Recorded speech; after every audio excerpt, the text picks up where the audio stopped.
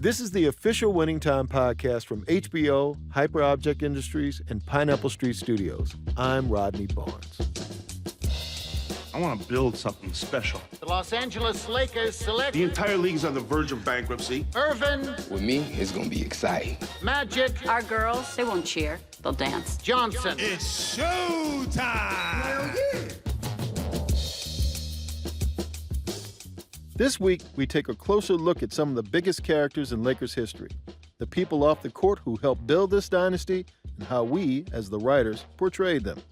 Today, I go into the writer's room with showrunner Max Borenstein and writer-executive producer Jim Hecht. But first, let's rewind the tape for a quick recap of this week's episode. The Lakers are weeks away from training camp, and they still don't have a head coach. Jerry West has quit, and not even Dr. Jerry Buss can keep up his smooth-talking, calm, cool, collective facade. Get away from my door or you're all fired! Magic is putting down roots in L.A., but he's coming to find that L.A. is a far different place from Lansing, Michigan. So with some help from Norm Nixon, played by Devon Nixon, real-life son of Norm, he's learning the ropes of how this city works. The fashion, the food, the fun, and everything that comes with being an LA resident. Well, my name is Zastro, and everybody around this motherfucker likes to call me Zastro. Nice to meet you, Zastro. Meanwhile, Pat Riley comes on the scene. He's a retired Laker looking to get back into the game. He pitches himself as a color commentator to Lakers sportscaster Chick Hearn. I feel like I have more to give to it. I know I do. Well, I gotta run any new guy through Buss. I mean, he's very particular You're not going to regret it. You won't regret The it. problem is your voice. Oh, that chick doesn't pull any punches, does he?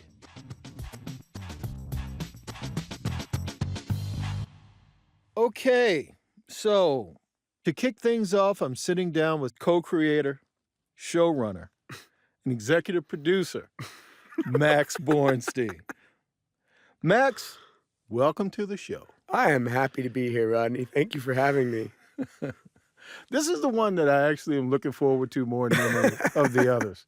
Because even though we talk every day, multiple times a day, text in the middle of the night, I want to find out something about our process that I don't already know. Yeah, I love that idea. Let's do it. We're talking about episode 103. But before we get to that, let's talk about me and you for a moment. How did we get together from your point of view? Well, I was looking for a great writer on a show when we were casting a room, not this show, a previous show that will remain unmentioned, but its main value to the world, in my opinion, was the fact that in looking for a great writer, I read a script you'd written and thought it was fantastic and nuanced and interesting and funny. And we met at a coffee shop in Venice or Mar Vista or someplace. It's around there. And I mean, I'd like to think that we kind of hit it off right away. Well, it was supposed to be like a 15-minute conversation, and it lasted for like hours. Yeah. And what's funny about you and me is that I think from the beginning, we've had a really just easy relationship. Not to say we don't fight. Yeah, we fight all the time. We do, but they've always been very productive, usually. But more importantly, I think we had a common language when we first got together, where I think we had similar references, similar things we just dug. Coppola. Yeah. Our favorite movies. I remember after our meeting, I was pretty excited because I was like, okay, when I first saw you, I was like, no way we're going to get along. You know, he's we are completely rather different in our backgrounds. And everything. Just that we don't look like we should be in the same room. We don't look like, I'm incredibly big and black. You're incredibly white and little.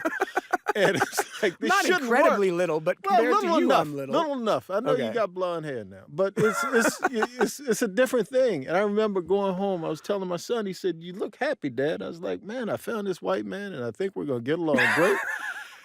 And lo and behold, look at what happened. Many of these years later, we've done a thing, and we've come up and done a thing. Let's talk about the show. You know, started back, 4 years ago? Boy, yeah. Jim will remember better exactly when it was that I got involved. Jim, I think the moment that the book came out was Jim grew up a diehard Laker fan. I was a Laker fan growing up too. Jim, however, puts every Laker fan to shame. Oh, he wears the onesies, the Lakers onesie. Yeah. It's embarrassing. Yeah, and so he was so in love with that book right away. I mean, he went and pounded the pavement and got Jeff Pearlman to agree. I mean, he really put in the lion's share of work in getting that book option. I remember walking into, because we started in New York. Yeah. Back when I think you were working on a movie. Yeah, and I was working. You were shooting the Wu-Tang shows. I was you were doing working on. Wu-Tang in Staten Island, and you were doing the movie, and we would get together on the weekends and talk about the show. But then I remember coming to the office in L.A., and there were all of these books. Every basketball book that you could possibly imagine had been scoured through. They all had notes in them. I think that was when I was first working on the pilot. I decided to use Post-it notes, and so the books became like 5 times as fat. Yes, because they each had that's like what I said. a They bunch all of had Post-it little Post-it notes. thing. Yes, and I get a book, and the book would have all of the Post-its in it, and and all of these, and you got to get this passage and that passage and whatever. But all of this to say, a tremendous amount of research. Yeah, and then thinking and talking. I think. Well, that was the humanizing. And thinking. Yes, that was the thing. The two of us. Even when getting into the room of humanizing these people and the world that they were in, and finding themes that sort of fit.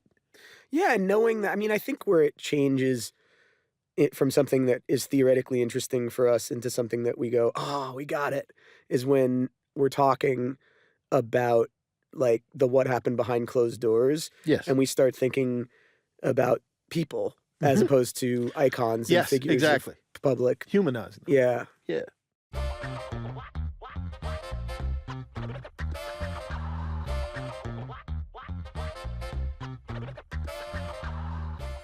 There's one aspect of the show that's really important to me. I'm sure it's important to you as well. It's that we give the audience an aspect of what they know as far as Laker history. Then there's a part you don't know. That's the best part. And this episode sort of highlights the beginning of what you don't know. Yeah, good point. And that being Jack McKinney. This episode, you've got to actually, you're right. You have a few of those things. You've got the beginnings of the coaching saga of the season, which, without spoiling it, is extraordinarily convoluted. For the path from Jerry West to who everybody knows eventually is the Lakers coach, Pat Riley. But the path along the way is extraordinarily complicated and fascinating and impossible to believe and true. And then we meet in this episode Pat Riley also. Wait a minute. We don't just meet Pat Riley. There's a very important way we meet Pat Riley. No former players. Check again on that. Come on. Pat Riley. It's got to be there. Nope. You didn't see the next page? Yeah. It's the same shit. Yeah. I'm here for Chick.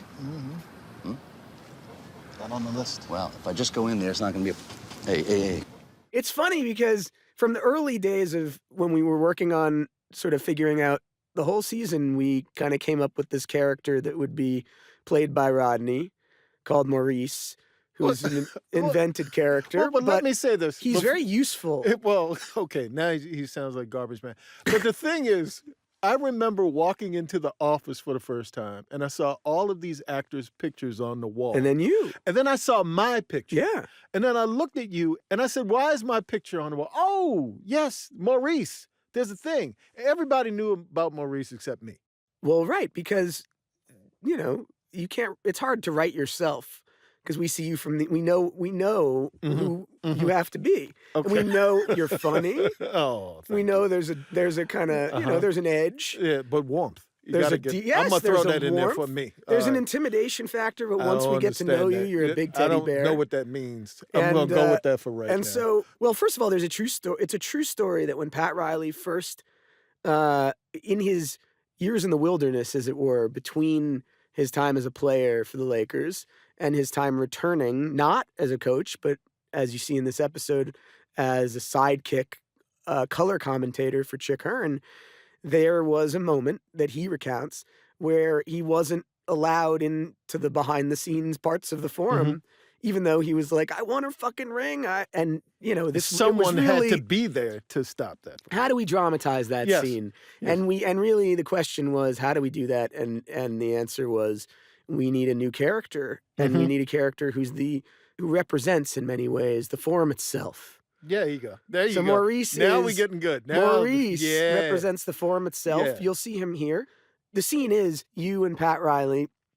Pat Riley wants to get into the forum, and Maurice is there telling him no former players. Yes. And he attempts to connect with you in slightly awkward ways. My blackness. He tries to appeal to my blackness. And doesn't quite work. And it's a frustrating moment that kicks off his journey in the episode. But your performance was really good. Come on, brother, man. Come on. Cut me some slack, will you? I'm not some honky off the street, man. I played here for 5 years, okay? I won me a ring, all right? I know you got a job to do, but I have a meeting in there, okay? I promise you, I'm on the list. No former players, brother, man. So back to Jack McKinney, played by the great Tracy Letts. The great Tracy Letts. My God, I love him. Pulitzer Prize winning. He's our, we have 2 Pulitzer Prize winning playwrights on our show. Yes. Acting, not writing. Yes. And maybe that was a mistake, but they're great at the acting part. That they are. And we have Stephen Nadley Gurgis, who plays Frank, and Tracy Letts, who plays Jack McKinney, and who's casting McKinney was one of the hardest things, remember? Because it was like almost everyone else who was like a named character in the show, there are these iconic figures, and there's its own challenge there, which is, how do we find a Magic Johnson when everyone knows what magic is like? Yeah. How do you find Kareem when everybody knows or feels like they know what Kareem is like, and on down? That was its own challenge. Jack McKinney is different because, and one of the crazy things, which actually I hope this show rectifies, is that no one remembers Jack McKinney. Exactly. And as a result, he's not been a figure in the public eye. And so how do you, we knew about him, but there's painfully little footage, and he doesn't have a persona that we're aware of. So Tracy, and we thought a lot of, we looked at a lot of people and thought long and hard, and Tracy, it was just like, he's such a fine actor, and he's so smart. He is. And he has a completely different energy than any of the other actors who are playing that coaching staff. There's an introspective thing that he's able to convey when he's doing his thing that I can't imagine anyone else playing him. And you see it in that first scene where, Jerry West is packing up and he can't quite let go because he loves the game and he hates the game, and he's terrified that if he leaves the game, there's going to be nothing left. And then in walks McKinney, and he's straightforward. Who the fuck are you? We met a few times. Jack McKinney. I'm the assistant coach in Portland. Oh, yeah, right. Doc Ramsey's guy. He lets me out of the house sometimes. Have a minute? Look, if you hear about the coaching job, I'm not the guy to talk to. I'm out the fucking door. Yeah, that's why Bill called me down. For what? For my job. I guess they're seeing a few people. To be honest, I have reservations. Oh, fuck, goddammit, so do I. I mean, you're a number 2. I mean, this is head coach of the fucking Lakers. But it's a great contrast to the other guys. You've got the more bombastic Jerry West. You've got, Paul Westhead, who's more Shakespearean. Yeah, he's coming at it from the outside, looking in. I think Tracy did great. But I think also it's tough lobbying for narrative real estate when you have this unknown. Yeah. When people want to see, or, why are you giving this guy so much Yeah, well, and this episode is interesting that way, right? Because you've got the 2 guys. You've got the guy everyone's waiting to see as coach. You've got Pat Riley. But you meet him, he's got a mustache, and he's not the guy you're waiting for yet, right? He's yet to come into that identity. He's yet to find himself. And then you meet this guy, Jack McKinney, who no one's ever heard of, but there's something about him that's just so confident with ease in who he is and what he is. Yes, he's an assistant. He's been an assistant, but he knows that what he's got in his head, he knows he has a system that can work. And it throws West because he's skeptical about the Lakers, McKinney. And West is like, well, what's not right? What's not perfect about this fucking job? And he's offended. And yet, when he starts digging in, he realizes this guy might be a fucking genius. And, of course, by that point, Bus has moved on to Tarkanian. See, now, this is the kind of love that you guys, you want me to leave, right? For what, these fucking phonies in Hollywood? Tark, what you got here, it's magnificent. Of course they love you, but LA is gonna love you even more. They are. So let me take what you do here, the speed, that fucking lightning offense, let me put it on the biggest stage there is. He was a guy who everyone who had a reputation, and Jack Cook had tried to lure him when he owned the team, and Bus came in and just made him an extraordinary offer, and very nearly had him coach the team, as you see in this episode. And but I think the consequences of that speak to the nature of Tarkanian and what he would have brought with him to Los Angeles within the episode of what happened to Vic Weiss. Well, and it's interesting because it's like Tarkanian in a way was more obvious choice for Bus because he has that Vegas showman kind of personality. Charisma. Charisma, and he's a big, larger-than-life personality. Ironically, they wind up with the guy that's the opposite. A smaller-than-life personality. Yeah. But the fundamentals of what he envisions is the brilliance, right? Yes. So, like, he's not the big, flashy character that Jerry Tarkanian is, but Jack McKinney brings to the Lakers this genius idea that actually is every bit as entertaining as the personality could have been. And having been an assistant coach for the Portland Trail Blazers, actually understood the NBA in a different type of way. Yes. What should we take away, having told the McKinney story? What should the audience, you think, take away from the Jack McKinney journey after watching the character sort of go through his evolution in the show? What should we be left with as far as Jack McKinney? Well, I mean, I hope that one of the things people come away with from watching the show in general is not just an appreciation for the bits and pieces that they didn't know about the people that they know, the Magics, the Kareems, the Pat Rileys, but knowing and respecting and having a new appreciation or an appreciation period for the characters and the people that they've never heard of. And McKinney is top of that list, as is Claire Rothman, as is Spencer Haywood.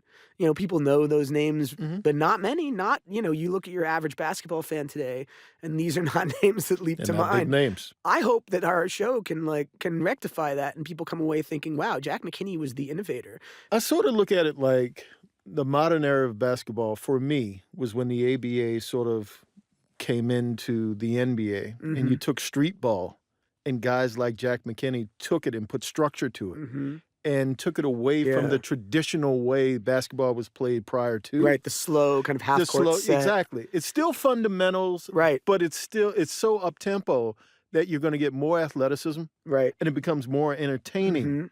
Not just the idea. Well, I think it's interesting because it's like you think about the way Magic played and you think about a fast break style, and oftentimes you don't think about the philosophy or the coaching style behind it. Yes. And it's a perfect synthesis because it's hard to imagine what McKinney's style would have looked like with anyone other than Magic at the helm.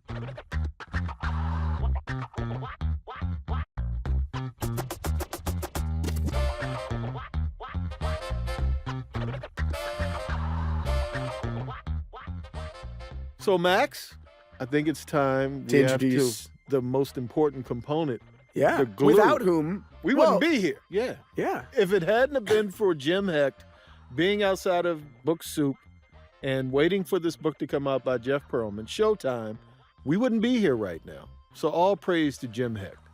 Co-creator, executive producer, and writer Jim Hecht. I had to put all of the stuff in front of it. So here you go. I see you turning red. I wasn't going to answer unless you got all three in. Yeah, you got to get all of the accolades. See, I have to make sure that you're teed up properly. You got to protect me here. As to what you are. So go ahead, Max. Well, I was just going to say that Jim's passion for the Lakers is scary, creepy. It's a little bit creepy. It's a little bit creepy. I go to games with him quite often. I love the Lakers. I haven't yet. But all of which is to say, you read Jeff Pearlman's book and thought that when we first sat down to talk about it, you told me that you believed that this could be the greatest television show ever made. And ever produced by a human being. By a human being. Yes. And I thought, oh, God. You believe that shit? No, at the time I thought this is absurd. All right, yeah. Not like I didn't I'm think we glad could you do a didn't good tell show. me that. I'm glad you didn't tell me that. No, it's not part. that I didn't think we could do a good show, but Passion. that expresses Jim's passion and enthusiasm. Yeah. And I found it endearing. I thought it was ridiculous because and like kind of conceited. Endearing and ridiculous. But I will say, time and again, he that at the hardest parts of this process, both creatively in the room when we're struggling with what to do, and also just in general over the grind it is to kind of like bring anything like this into existence.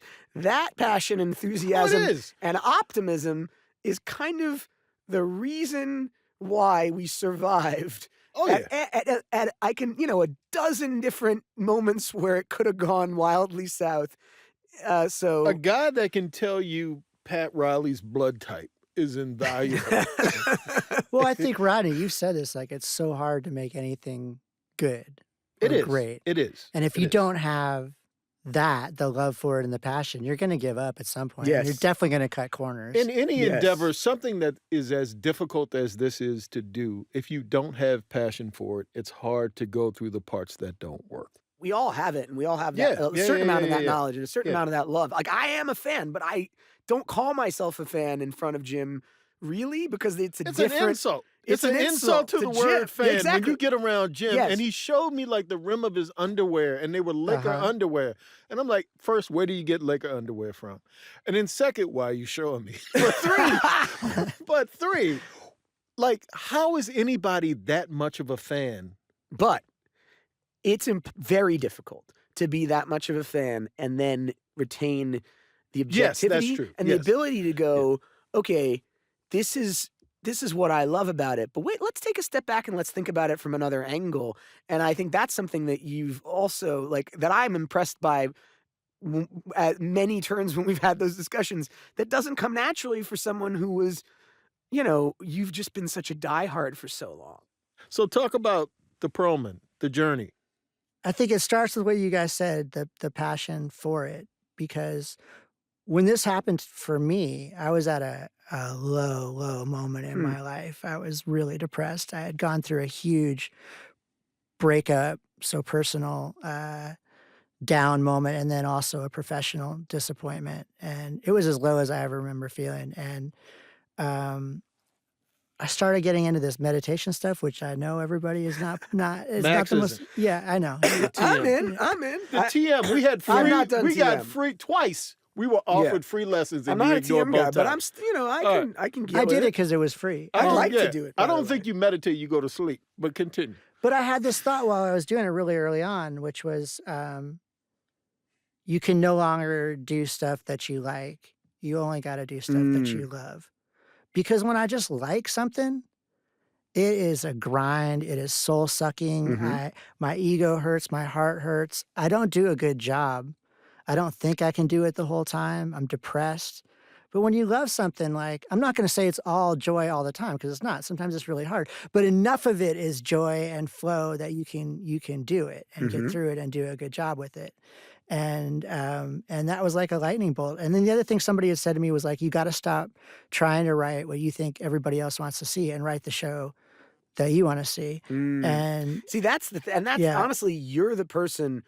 I'm the target audience. No, but you're the person who saw that this could be a show before anybody. Well, and so it was like literally the very next day, I was listening to Max and Marcellus on ESPN, because I'm that big of a fan that I listen to Lakers talk radio. Yeah. It's I know, it should be embarrassing, but it's not somehow. And They gave you a great gift. And they talked, I think Jeff was on. They talked to Jeff and he said, this new book's coming out. And so I was at Book Soup about 9 o'clock or whenever it opened the next morning. I was there when the door opened and I bought the book. And I sat down. I'm not a fast reader, but I was done with that book by like 11 or 12. And I happened to be writing, this is 2014. That's what I was wondering how long ago. Wow. It was 2014. I happened to be watching the first season of True Detectives. So I didn't have the language of limited series, but I was like, I want to do like True Detectives with the Lakers in the 80s. And I remember my agent was like, Jim, this is the thing that's going to be written on your gravestone. And so, okay, good for him. Yeah, that's usually multiple visionaries. Usually, and then he left an agent. Well, I was going to say, usually the story you hear is the agent was like, Jim, can you just write another fucking Ice Age movie? Right. Well, yeah, everybody wanted a talking animal thing. Yeah, actually, that was said. It wasn't just one. That's He amazing. said, that's nice, but if you want to get paid, right? Talking animals. I Okay, don't like know. a mix of, but the fact that he was supportive is fucking great. Yeah, he saw that one. And then we tracked down Jeff, and I flew to New York. I took the train up to New Rochelle. It was Easter Sunday. I just went back and saw the emails. I brought him, I stopped, I was early, so I went to the grocery store and I was like, I got to bring something for dinner. I was raised somewhat right. And so I brought him a block of chocolate. Yeah, that's a good dinner. I wouldn't have let you in my house. Continue. It sounds like what you bring to a vampire. 'Cause it was Yeah, like a it's block like- of chocolate. What else? I think I It was like- already in when I unveiled what I had brought. It Yeah, was a but tomato, a block That's of what I'm chocolate. saying. Jesus. A tomato and a block of chocolate. We I could would have be- like, I- been like, who is this whole Yeah, I would have crazy not person allowed you who showed in up my like home, from the a institution tomato. at my door? That's how Jeff and I click. We're both weird like that. And a bottle of non-alcoholic wine. All disgusting. And things. fortunately, Jeff had been disappointed. Even if you put them together. Well, Even I love if you chocolate mix and them I do love together, tomatoes. It's still nasty. The jury's out on non-alcoholic Maybe wine. the chocolate but the three alone. together. Yeah. But the chocolate, a tomato, and non-alcoholic. All right, go ahead. We man. should have mixed them together and see what came out. I This don't, shit is I don't a know if we miracle. had any of it. This is a miracle we It sat gets there right now. It gets more and more unlikely the more you hear about it. No, continue, please. I think Please, the only continue. reason it worked out was because Jeff had been disappointed by Hollywood so many times already. Like he had optioned 3 or 4 books and was like, "This is It's all never gonna bullshit." go Right. anywhere. But He the said that. tomato. But the It's the tomato. tomato was that like, got you me know in the what? door. Yeah. That it like endeared him. I think. And then None of the other guys bought tomatoes. no, they went for something more traditional, like a real bottle of wine. Like Yeah, right. And he said when he closed the door afterwards that him and his wife turned to each other and they were like, "Nothing's ever going to happen out of this." Cut two. And well, Cut to, they're in the is- I pilot. wish Yes. there was a cut too, because then it was years, right? It was like Yeah. years and years and years, and nobody. I'll just say this without calling anybody's names out. Nobody thought this was a great idea until Kevin Messick and Adam McKay thought it was a great idea, and then things started to move fast. Well, we had to wait for Max because he had huge writing assignments to wait on. Huge. Yeah, they were Huge. intimidating. They were like He's intimidating. Yes. All of it. His whole life is intimidating. But Yeah. continue. so. And that, I mean, I hope I'm not embarrassed, but that was like a year, You right? That can't- you were You I guys hope- waited forever. I actually hope it No, is you embarrassing. waited forever in a way where I felt because, like, you know, you guys have had this experience of people waiting for you to write something, and you Yeah, feel I'm guilty. going through it right now. Yeah, and you feel guilty Yeah, I'm about going it. through it now. And I felt guilty all the more so because it wasn't like because you're not like some corporation or some executive. You're like a dude guy with a This dream. was yes. This was your passion project. You did actually say it to me like a couple of times. I had these guys waiting forever, and these guys are waiting forever. And they were so patient. yes. because you can nag somebody out of a project. I've Oh, been 100%. nagged out of a And project. honestly, had I been nagged in that moment, Yeah, you would have gone Max. I would have just probably Yeah. not done it. Yeah. And partly because until we really started sitting down and talking about it and really cracking it, I saw the light come on in your I eyes. We didn't were at that place. I didn't Yes. see you it weren't. totally. Yes, there was. What was that I restaurant? was like, I like the Lakers Yeah. and it's fun and maybe it's a little mini series and it is what it is. And then it was like, yeah, we sat down at that place, West Side Tavern. and you we talked started yourself talking. into it. Yeah.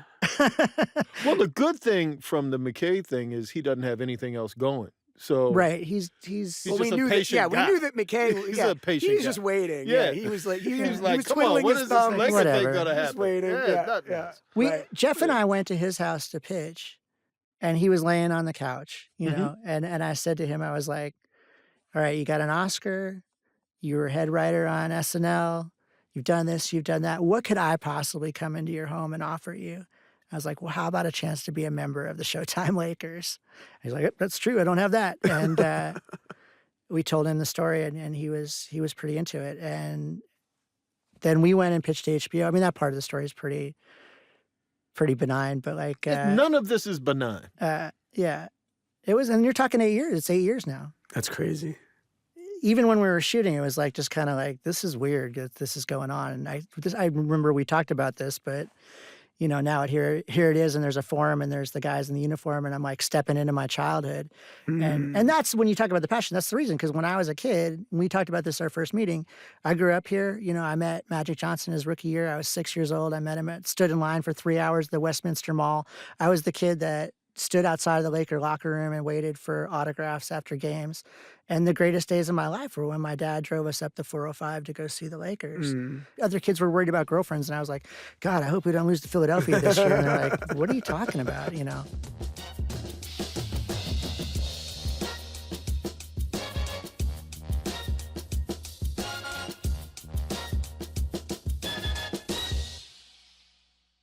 Question now, though, throwing it back to Max, but Jim, weigh in as well. Pat Riley, as a player. Yeah. Let's talk about him a little bit, his history as a player. I mean, he was a worker. I mean, think the funny thing about all these guys, every single one of every player in the NBA was the greatest player in their little world where they came from. And Pat Riley was no exception. He was the greatest player Schenectady, New York had ever produced. He beat Kareem. He beat Kareem when Kareem was at Power Memorial. He went and played at Kentucky for Adolph Rupp, and he lost in the NCAA finals to Houston, right? Texas Western. The Glory Road game. One of the most iconic games to Texas Western. And then you get to the NBA, and in his case, he was that bench warmer, and he made his career on that work ethic, on being a hustle player, on going for the rebounds, I think also that time on the bench taught him the game in a different type of way. Added a dimension. I think we've talked a lot about this when we talk about what's formative about his character, what made him a great coach. Because he didn't then quit, or he didn't retire and go think to himself, I want to be a coach. His dad had been a coach, a minor league baseball. He had played one game in the majors. 12 at-bats. 12 again. So 4 games or whatever it was, 3 or 4 One games. hit. And then he was actually Tommy Lasorda's coach in the minors. And he was a minor league coach for ages and never made it up to the big leagues as a coach, and it broke his heart. And so Pat never thought of himself as a coach. His dad was his driver and had driven him, and he thought of his dad as a coach. When he was retired, he was totally adrift. But that thing you're saying, like what he ultimately took with him, at least I think we all agree, right, is that that work ethic and that sense of understanding. But I think that was in his subconscious. And it's odd that he married a therapist in that way. But I think in the subconscious, there was this thing that maybe was nagging at him that he knew, but he hadn't accepted it yet. And when we meet him in series, he's sort of drifting. Yep. And lost. All I've ever done is work. I worked my whole life. Chris, that's all I've done. Day and night, I work. Every time I'd leave the court, and I'd see him in my mind's eye, a beer in his hand, sitting in that ugly fucking chair. And I'd work harder. At basketball. Yeah. What else? Yeah. Can we talk about Well, he had that? been, this will actually speak to the strange power of Chick Hearn as an announcer. That's when where he was we're going. playing in, even before that, they had a long relationship. When he was playing in Portland and he was miserable, he ran into Chick after a game and said, "Can you please help me?" He wanted to be somewhere better than Portland. And Chick got him on the Lakers. And he was like Jerry West's practice dummy, basically. Like his job was beat the hell out of Jerry West. In practice. And get him in shape. And the result of that is the 72 Lakers, that 33-game winning streak, the best record in the history of basketball, and finally got Jerry West a championship. Last question. Jack McKinney and Pat Riley, their journeys, how they come from different places into the game.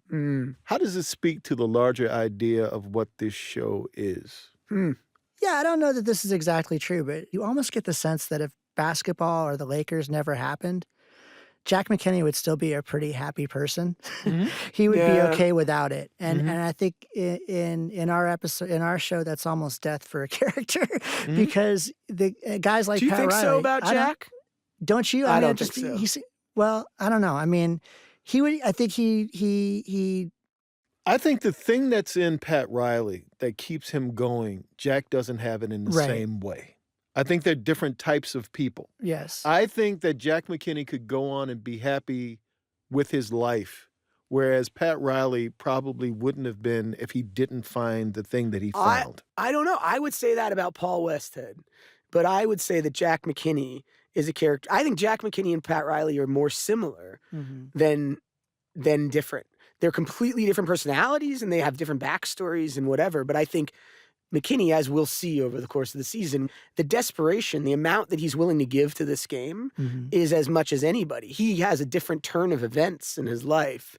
And I think Westhead is a guy who, like, at least at that time, he didn't look at it like, I'm going to be a big, a coach in the NBA. He, like, stumbled into it almost. Yes. True, but I think that with McKinney, like, for him, he's more in the process and the joy of actually like being a coach. And not having to have the spotlight shining on him. To me, there's a degree of acceptance and humility in him that differs from the Pat Riley that I think is a really astute. That personality thing and the humility, or the he's not a spotlight guy. He would never have the slick back hair and the Armani suit. He'd never be that guy, no matter how big the team. Right, absolutely. That's for sure.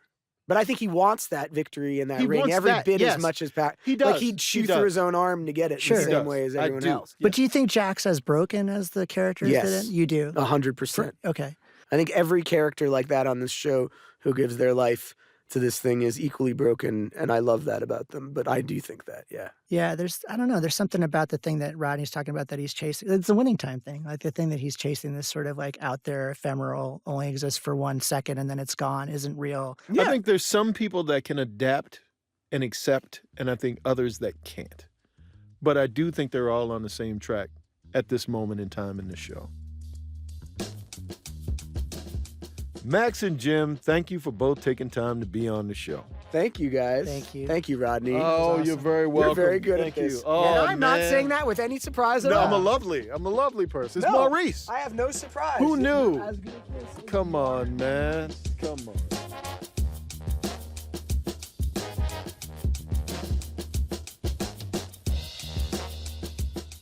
So we're coming up on the end of the show. But before I go, I want to leave you with this week's buzzer beater moment. That behind-the-scenes detail that you might have missed. So that iconic moment in television history when Pat Riley is trying to get into the forum and he is blocked by me playing the character of Maurice, the head of Lakers security. No former players. We're not actually at the forum. We're actually in a parking lot of a horse racing track. And again, this is television cinema magic where we redressed the front of that building to make it look like the forum. And we did the same thing with the inside of it, which was actually on a soundstage. We rebuilt the forum to perfect specs of the actual forum in Inglewood. Everything was manufactured by our great set design folks. And we also had a visual effects component that made it look like there were 20,000 people in an arena, when actually on the day, we never really had more than 500, and we just moved that 500 all around. So big ups to our set design department and everybody involved who created a forum from virtually nothingness. Thanks for listening to the official Winning Time podcast, and a special thank you to our guests, Max Borenstein and Jim Hecht. You can watch new episodes of Winning Time on HBO Max Sunday nights. Our next episode comes out on March the 27th. See you then. This is the official Winning Time Companion podcast, and it's a production of HBO, Pineapple Street Studios, and Hyperobject Industries. Our executive producers are Harry Nelson, Claire Slaughter, Gabrielle Lewis, Barry Finkel, Max Linsky, and Jenna Weiss-Berman. Our lead producer on the show is Jess Hackle. Aaron Kelly is our managing producer. Shaka Mali, Jonathan Shiflett, and Elliot Adler are our producers. Darby Maloney is our editor, and our engineers are Davey Sumner and Jason Richards. Production music is courtesy of HBO, and you can watch episodes of Winning Time on HBO Max.